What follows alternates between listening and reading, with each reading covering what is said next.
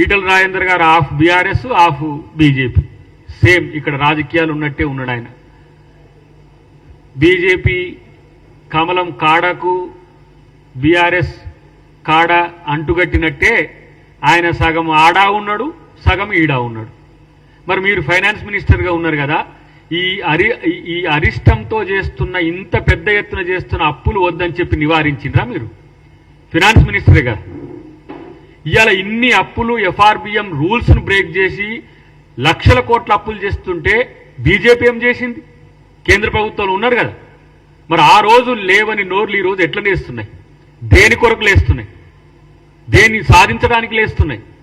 అంటే ఇవాళ రాష్ట్రంలో ముఖ్యమంత్రి గారు, డిప్యూటీ సీఎం గారితో పాటు మంత్రివర్గము ఎన్ని రకాల ఇబ్బందులు ఆర్థిక అంశాల్లో వచ్చినప్పటికి కూడా దుబారాన్ని తగ్గించడమే కాదు, ఎక్కడ కూడా ప్రజలకు తగ్గకుండా చేస్తున్న కార్యాచరణ మీకు ఇలా కళ్ళ కుట్రుగా ఉంది.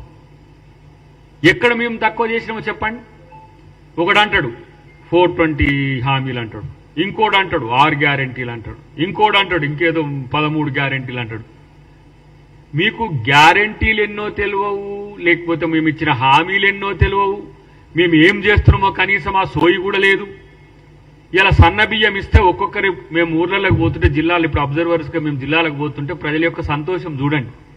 కనీసం సంతోషపడే ఆలోచన మీకు ఎట్లాగూ లేదు, కానీ ఆ ప్రజలు పడుతున్న సంతోషానన్నా చూడండి.